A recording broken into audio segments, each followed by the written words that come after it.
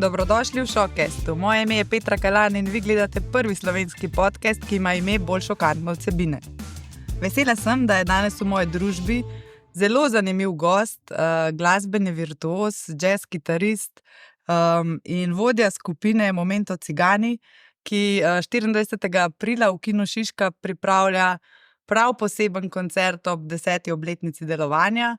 Z mano je Teo Kolori, lepo pozdravljen. Čau. Sem prav naglasila Kolori, mislim svojo gorenščino, kaj? Prav si naglasila Kolori, ampak drugače smo Momento Cigano, ali ne Momento Cigani. Tako sem se koncentrirala na Kolori.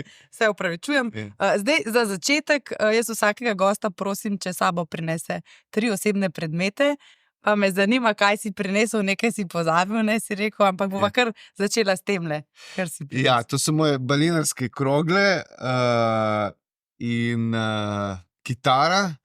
To so pač 2 stvari, ki mi osmišljata življenje poleg moje družine. Ne? Zdaj, ta tretji predmet sem pa v svojem stilu elegantno pozabil danes na vaji, ker zunaj tako spremenljivo vreme, pa sem imel en lajbič in sem ga odložil tam noč, sem imel pa 3 vulkanske kamne iz tega La Reunion otoka, kjer sem nastopal predlani z eno skupino iz Portugalske in sem tam nabral te 3 kamne, ki so kot nek simbol žene, otroka pa mene. Še preden se je otrok prvi rodil, ampak zdaj bi mogel iti še enkrat, ker se čakamo drugega otroka. Aha, da bodo 4. Kako je ta očetovska vloga, no? Če si že ravno omenil, Super kako se znajdeš v tej vlogi? Mislim, da mi gre kar v redu.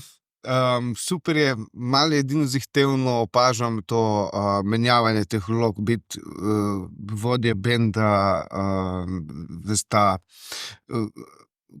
čas, ko sem od doma, v primerjavi s tem, kar sem doma, je kar velik switch zame, tako da je to čustveno zahtevno. Včasih, ko me ni 2 dni, rabim pol en dan, ko sem doma, da se privadim na vse te dinamike doma, kaj zdaj, koliko, a me ima otrok še rad, tako ful, ja. Kako je s spanjem, glasbeniki ste dali potem, da imate malo ritem obrnjen? Malo, ja.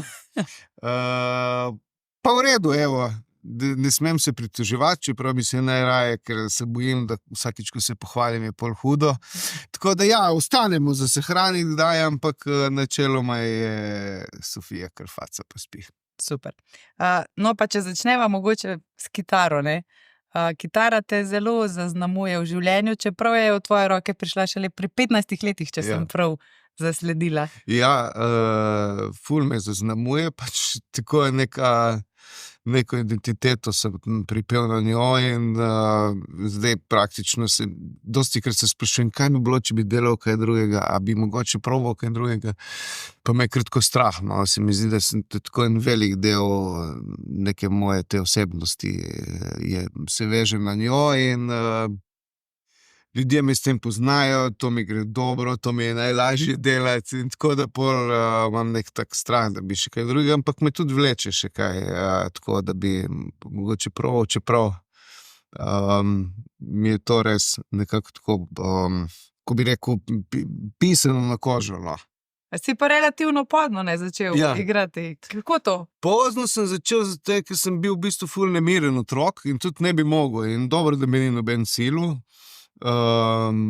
Praktično hiperaktiven, tako, no, pa sem ful sportal, pa košarka, pa tek, pa tako in potem v enem momentu, mislim, da v pravem času je prišel inštrument, brat je prinesel domov kitaro in to je bilo na koncu poletja, sem pa pol z motorjem padel in sem bil 1 mesec doma in on je hodil v šolo in jaz sem pol to kitaro vadil, tako da sem jaz v bistvu začel igrati namesto njega inštrument, on ga v bistvu ne vede meni prinesel, tako izpade na koncu. In tako da pol smo tudi začeli igrati in on je bil pevec v bendu, jaz sem bil kitarist, smo bili pri 16 rock'n'roll, veš, Pazi vlak se je imenoval bend in tako pol je šlo naprej, ja, ampak v glavnem kitara je velik del, ja. Mojega življenja. In Pazi vlak je bila verjetno neka obalna skupina, kjer ste žurali po obali in osvajali punce, so bila to nora leta? To so bila nora leta, čeprav mi je enkrat rekel, veš kaj, ti kar bodi muzičar, pa pridi, bomo na pomolu, ti boš igral, mi bomo pa punce lovili. Ne? In potem je tako res tudi bilo, oni so se ljubčkali, jaz sem pa igral. Ne? Tako da ta zgodba nekako za uloviti punce se ni lih najbolj šla po mojih pričakovanjih. Ne? Si pa ustvarjal tako romantično atmosfero za druge. Ja, zgleda, da ja, če so se ljubčkali, pa je bilo že tako. Ja. In potem je sledil, kdaj je ta študij v Celovcu? Ja, pol kasneje. Pol ta rock'n'roll in tako, in pol sem spoznal te tipe, ki so na obali že igrali funk in tako, in so celo študirali jazz, in par jih je študiralo iz obale. Denis Beganović je bil, ki je v Amsterdamu študiral, ki je Pirančan, pol Tomi Pulič in David Morgan sta bila v Celovcu. Cel kup nekih teh ljudi je bil na ful malem placu, ki so bili izjemni glasbeniki, in jaz sem imel in njih tu blizu, ne, smo se pač že poznali, oni so čuli, da je tam nek mulo, ki igra in tako, in jaz sem hotel valjda, že tu imam brata kompleks, ki je 5 let starejši, veš, sem zmeraj se štul v njihovo družbo in me niso nikoli pustili, in to so pa generacije mojega brata, se mi super zdelo, da bi jaz z njimi, in pol so me malo tako vzeli pod okrilje, mi dali za poslušati funk, to sem pol začel, in pol še jazz, ne, in tako nekako sem prišel do tega, da sem vedno več to vadil, šel na neke ure celo in to, in pol sem šel na sprejemne v Celovec in so me sprejeli. In tu se je pol začelo. Bilo je tako, da sem končal srednjo šolo in zdaj opcija je bila, da grem naprej na Pomorsko, oziroma sploh ne, kaj sem se vpisal. Očitno mi je to bilo mimo, da sem samo nekaj napisal in v bistvu sem vse karte stavil na ta Celovec, da me bo vzel, in sem bil tudi absolutno prepričan, da si jaz to zaslužim, na kar me je potem klical profesor in je rekel, ja, da sem dobil kot 6. sprejet polovičko. Se pravi, da nekako, očitno so imeli s profesorji to kvote in to, in so izbrali jih 5 in mene kot 6. Ne? In meni se to ful zdelo fajn, pol sem sicer uštekal, da nisem najboljši in bil sprejet šele 6, ampak v redu. No, in potem se je pa tako razvijalo, da sem zaradi te pač odrske prezence in moje želje po nastopu z raznoraznimi pop izvajalci, najprej s Trkajem, takrat sem prišel tudi v Ljubljano, potem z Alenko Godec, potem z Magnifikom, tako da sem prišel v stik z vsemi temi pop ikonami pri nas in dobil ful dobro šolo od njih. Ne. To je bilo med časom šolanja in pol, v bistvu paralelna šola, ta glavna na terenu, v živo, z ljudmi, ki dejansko to počnejo. Ne. Šola je bila pa tista, ki mi je dala nek stik z glasbeniki iz tega bolj kulturnega aspekta, se pravi bolj džeza in tako naprej, da sem še te ljudi spoznal. Tako, ampak v bistvu prava šola, tista zares, ki jo še danes s pridom izkoriščam, je pa bila od teh ljudi, ki so dejansko face na sceni in z njimi na odru, da vidiš, kako se obnašajo, da vidiš, kako oni to dojemajo. Tako to sem imel to izkušnjo na srečo. Ne. Magnifico te je poklical, ja. Opazil, kje te je zaznal, Magnifico me je klical, enkrat je bilo ful zanimivo, da sem bil takrat lih na Tajskem in dobim klic njegov. En dan, 2-3 dni prej me je že klical in rekel, da nekaj te bom poklical. Mi je bilo, no, okay, zdaj si me ravno klical, da mi rečeš, da me boš poklical, ok, v redu, ne. In pol sem bil lih na Tajskem, me kliče in sem rekel, ok, ja, tu sem, dobro, počakaj, dej, ko priješ nazaj. Tako da se je to vleklo, jaz sem že malo slutil, ker namreč Matija in Matej, ki sta klarinetist in violinist v mojem bendu, sta bila moji sošolci v Celovcu, sta igrala že z Magnificom, tako da to se je malo že vedelo v bistvu. Ne. On me je pa slišal, ko sem posnel prvi video in ga dal takrat na YouTube z mojim prvim Momentu cigana zasedbo v triju z Nikolo Matešičem in Juretom Leserjem, ki smo pa posneli v Zlatem zobu. Če se spomniš, klube Zlati zob, ki so ga Šukari imeli, tako ena ful lepa soba in smo tam v triju posneli en video in je on pač storija bila ta, da je rekel, ta mali ima kao desno rokco, ta pravo, da ga pokliči. Ne. In takrat sem pol izprišel najprej z vojnim orkestrom je bil to projekt, srbskim vojnim orkestrom, to je bil najprej, nisem bil mišljen v bendu biti, samo ta del. No in potem se tam izkazalo, da nam gre fajn in sem bil pol, ne vem, 4 leta član benda pri njem. Si potem od Magnifica šel na to avtorsko samostojno pot? Ja. Kako je pa ta odločitev padla? Veš, kako je ta odločitev je padla? Sem bil jaz v nekem težkem obdobju v življenju in sem videl, da ne zdržim več enih stvari, nekih dinamik odnosnih in tako. In v bistvu, kolikorkoli je Magnifico faca in je njegova muzika dobra, sem jaz v tistem momentu težko zaznal pri sebi, da težko prinašam te vrste avtoriteto, ne. In sem videl, da se ne počutim dobro, a veš, ne, lahko jaz zaglumim in jaz vem, kako se obnašati, da bo v redu, ampak to jemlje ful energije meni, ne, in takrat sem bil v takem obdobju, da sem imel generalno pomanjkanje energije in se je to še bolj poznalo, tako da se je zgodil kolaps, ne, sem potem rekel, glejte, jaz grem, kaj boš in to. Sem imel pa skozi neke komade svoje, veš, skozi sem neki zadaj in potem sem si v enem momentu rekel, da če ne bom šel na to svojo pot, se lahko pol še 15 let tukaj igram za nekoga drugega. Sicer je fajn, ko rečeš, da igraš za Magnifico, ampak jaz sem čutil, da to meni ne bi bilo dovolj, ne.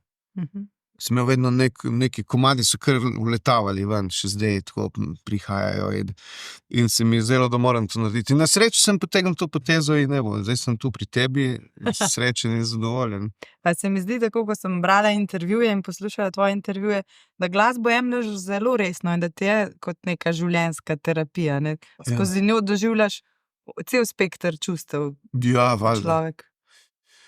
Ja, to absolutno, mislim, predvsem jih lahko izraziš, ne, nekatera čustva, ki jih v bistvu tudi mogoče ne ozavestim tako v življenju, veš, so prisotna pa ali se mi zdijo patetično izražati neke te nežne momente, pa jih pol v muziki lahko ful dobro odprto in ljudje še uživajo ob tem in meni nenarodno, veš, tako je kot v smislu neko orodje, ki ga uporabljam, včasih celo zlorabljam, zato da bi se jaz boljše počutil, ne, tudi ko so težki momenti, je najlažje zbežati v red s tem, da grem v rutino, vaje in tako naprej, veš, to so potem dolga obdobja, ko jaz se usedem, delam to, glih prav obremeni da ne leti na vse strani in tako, ne, in neka ta mazohistična borba s temi strunami, ki je v bistvu težko izvabiti sound ven in potem občasno se ti zgodi, da ti gre nekaj dobro in ti za tisto pol živiš za one momente, ne. Kako lepo si enkrat rekel, gibam se med aroganco in pretirano skromnostjo.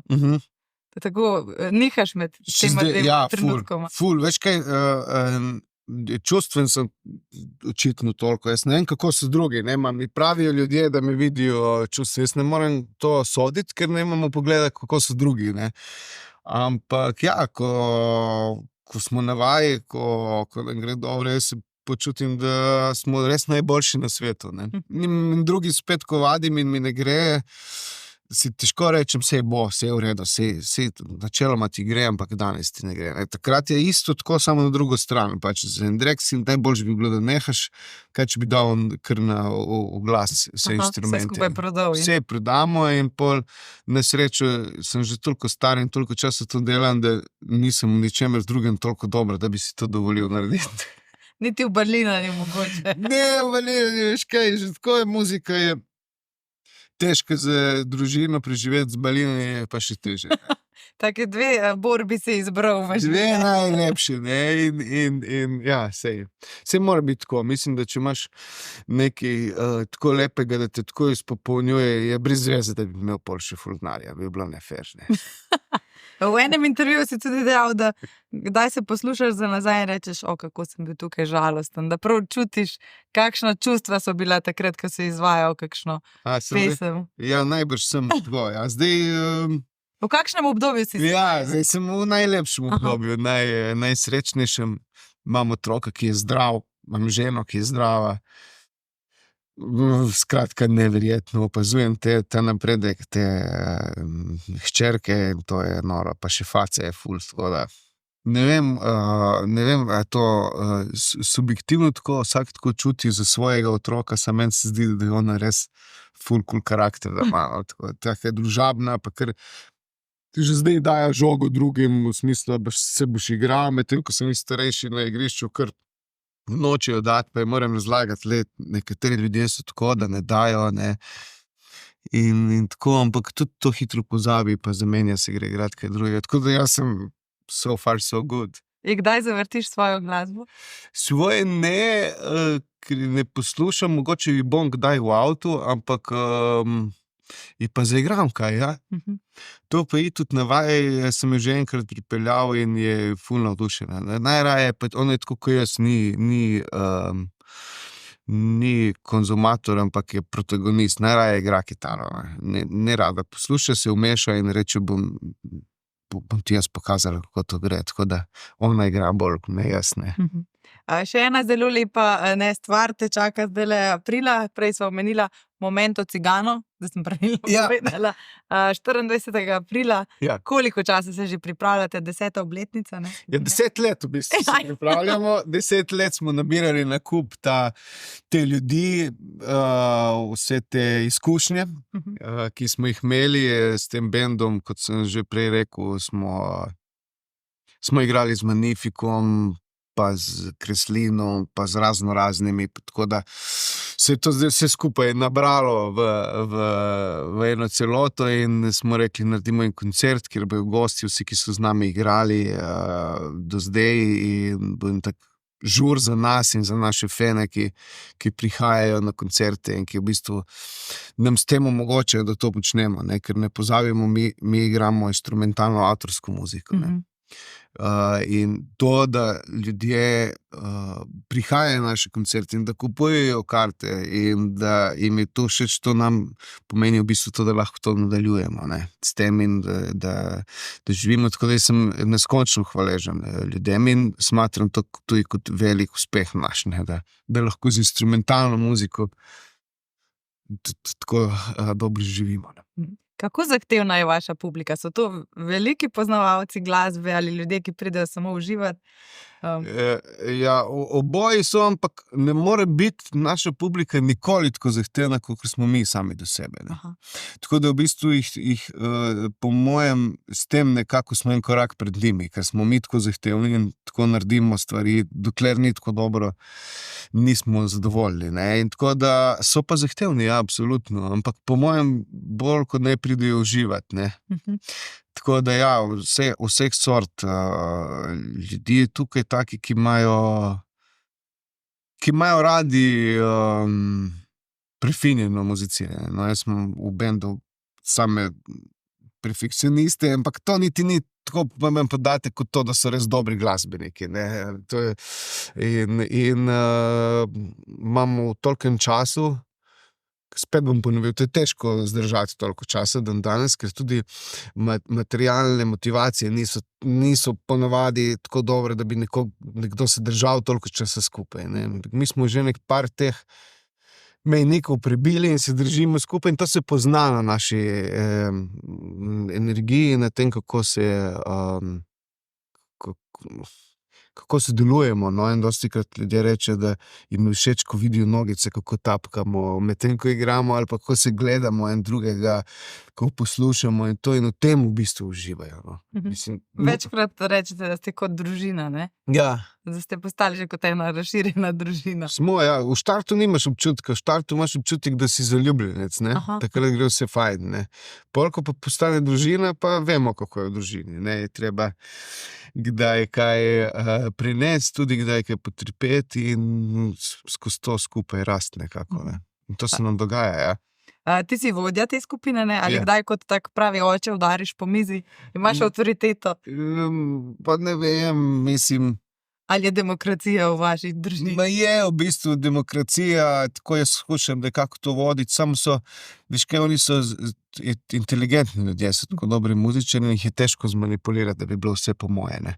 Tako da v bistvu moram fajn politiko voziti, koliko lahko, ne, da bi v bistvu prišel do nekih rezultatov. Zdaj, če bi bili malo bolj neumni, bi bilo to lažje, ne, sam potem najbrž ne bi tako dobro igrali, ne, tako da to nekako treba dati na vago. Zdaj me mogoče zanima, no, kakšno glasbo pa še poleg tega gypsy jazza in jazza poslušaš? Ja, Kje se najdeš? Kaj te sprošča? glasba me v nobenem primeru ne sprošča. Ne. Ne, ker to je vedno študij zame, ne, Aha. v bistvu redko, ampak recimo, če ti povem, da rad poslušam italijanski pop, ful, ta ta melos mi je všeč, pol heavy metal, recimo Dream Theater in tako, tašne stvari, pa kar me zagrabi, tako čist, kar slišim na radiju in to, in rečem, to je pa res dobro, ne. Te je kaj slovenskega mogoče navdušilo v zadnjem času? Ful je dobrih stvari, ampak mogoče ne bi izpostavljal, da ne naredim komu krivice, ampak so res dobri, dosti dobre muzike je, no, tako da, ko gledam svoje kolege, kaj delajo, je prav ono, wow. Na ful področjih pop, jazz tudi in tako prav fajn se mi zdi, no. Koga vse bomo mogoče videli v Kinu Šiška? Tako izdaš kakšna imena? Ja, v Kinu Šiški bo z nami Marko Črnčec, to je, za tisti, ki ne veste, vrhunski na svetovnem nivoju pianist, ki v našem projektu igra harmoniko, ker je nekoč v otroštvu že igral harmoniko in tako, da on je perfekten tudi harmonikaš. Pol je tukaj Nikola Matešič in Jure Lesar, ki sem že rekel, ki so bili ustanovni člani, bomo z njimi zaigrali en komad iz tistega časa v triju, potem je tudi Denis Beganovič iz Pirana, ki bo tokrat kot pevec nastopil, sicer pozavnist, pa Goran Krmac, ki igra tubo. Se nam je zgodilo, da smo bili brez basiste in sem razmišljal, kaj narediti, in smo tubisto poklicali, je prišlo super ven. Tako da se prav veselim, da bo zdaj še enkrat z nami, pol bo Vlado Kreslin. Sašo Avsenik mi je žal mogel odpovedati. Je bil v planu. Je bil, ker je z nami že sodeloval, posnel en komad na naši 3. plošči in tako, ampak ga razumem, ker oni so pa non-stop po tujini. In mislim, da je takrat lih na turneji v Nemčiji. Ja. Tako, upam, da nisem še koga pozabil. Vlado Kreslin sva rekla. Vlado Kreslin sva rekla, ja. In še kakšno presenečenje, ne? In še presenečenje, kakšno, ja, zagotovo. Super. Ja, nič, mi sva počasi prišla do konca najnega pogovora. Jaz za konec vedno pripravim za svojega gosta 3 take potencialne časopisne naslove, ki bi jih lahko brali, pa so samo plod moje domišljije, ker vem o gostu, pa malo ščaram. Potem pa gost pokomentira, če bomo kdaj lahko brali takšen naslov. Prvi naslov je takšen. Teo Koloris prejel vabilo svojega glasbenega idola. Kdo bi to bil in ali te vabijo kakšni res vrhunski glasbeniki k kakšnemu sodelovanju, mogoče tudi tuji, če bi bilo samo Ne bo meja. Katerega klica bi se res razveselil? Ne vem. Pa dosti je takih, ki bi se... Mogoče prvi, ki ti pade na pamet. Ne vem. Pa ne upaš reči, da ne bi kaj v vesolju napačnega sporočila. Ja, ne vem.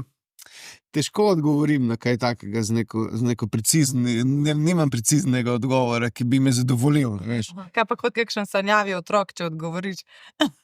Mogoče pa kakšni ti rokerski idoli iz mladih let. Ja, mogoče to, ne. Čisto v drugih vodah. V bistvu, ne, veš kaj, ker si ne želim tega. Jaz bi v bistvu si želel, da mi s tem bendom gremo v tujino igrati. Drugi naslov, ker si ravno rekel, Momento Cigano se odpravlja na ulično turnejo po tujini. Zdaj v intervjuju sem zaznala, da ste veliko igrali po ulicah. Ampak to smo že delali. Tudi po tujini. Ja, mi smo v Srbiji igrali, mislim, to je bil tak žur v Srbiji na Knez Mihajlovi. Mi smo tako organizirali turnejo, veš, da smo šli tja in smo imeli 3 koncerte en dan za drugim in med temi koncerti po dnevi smo pa igrali na ulici. In smo na ulici več zaslužili. Ste dali klobuk. Smo dali klobuk in je bilo noro in je prišla televizija. RTS so nas posneli, so nas dali v prispevek noter, da to so te Slovenci, da to, kako to poživlja, in potem nas je benč klical, ko smo bili še tam, da kaj mu to javljajo neki njegovi kolegi iz Srbije, kdo so te klinci iz Slovenije. Tako ful je bilo odmevno, ne. V bistvu ulica je nam tudi največ naših poslušalcev naredila v Ljubljani, nek smo v štartu ful igrali na ulici in so nas ljudje slišali, pol so CD-je tam kupili, pol so začeli hoditi na koncerte, tako da mislim, da ta ulica je to je v bistvu že bilo in to je lahko izvedljivo, to je v bistvu dobra ideja, ne. Je to taka surova izkušnja, da se usedeš na ulico? To je najtežje. Na ulici, če nisi dober, boš šli ljudje mimo, ne. Jih ne boš ustavil, ker se ful stvari dogaja in niso plačali karte, se pravi, ni žal iti, veš, stran od tam. In je pač to, da dobiš publiko in da jih imaš tam, je ful preizkus velik. Ne? Tako da ful časa smo se bali. Jaz sem že pred leti šel, ko smo bili stari 20 z Matejem, smo šli v Venecijo igrati in tam, ko bi rekel, Italijani na Chicago ne suno, noben ga ni zanimalo. Ja, če nisi, zdaj pa smo imeli cigano, ko nas je pa 5, pa so aranžmaji, pa oni z violino, s klarinetom, pa kontrabas. Tisto pa že zgleda in pritegne ljudi. In je to žur. Ja, energija, če je prava, tam je pol žur. Super, no upajmo, da mogoče vas pa vidimo, kje v tujini, ko boste spet delali žur. No in tretji naslov, slovenski jazz kitarist si je končno umislil psa, to sem pa zaznala, da si zelo želiš štirinožega prijatelja, vendar čas ne dopušča. Ja, ma zdaj bo. Počasi bo to nujno. Sem že ženo tako malo je nakazoval in sem pol videl, ja, to zlati prinašalec je pa kar v redu, no, to je pa kar lep, ne, tako da sem zdaj imam to v planu, sicer sem videl in pazi to. In potem mi rečem ženi, ja, sem veš, kaj te imajo tendenco, da se znajo zrediti, ne, in ker ni bilo čez 2 dni na televiziji slovenski, ne vem točno na katerem programu, prispevek točno o tem, da imajo ti labradorci večina, da jih ima, ne vem, 2/3, da jih ima neko gensko mutacijo, ki prav možgani ne javljajo, da so siti in so pol skozi lačni in da je to razlog, da so debeli, veš. Tako da ne vem, če bi imel jih debelega psa. Mogoče krta. Ja, krta, ja. Ja, nič, najlepša hvala za tale simpatičen pogovor. Hvala ti. Še enkrat lahko povabiva najne poslušalce, gledalce na koncert. Vstopnice so še na voljo. Ja, še nekaj jih je, ne predosti, ampak še nekaj jih je. Tako da bomo veseli, da še se kdaj vidimo, slišimo in vse dobro ti želim. Hvala, Petra. To je bil Showcast, hvala, da ste bili z nami.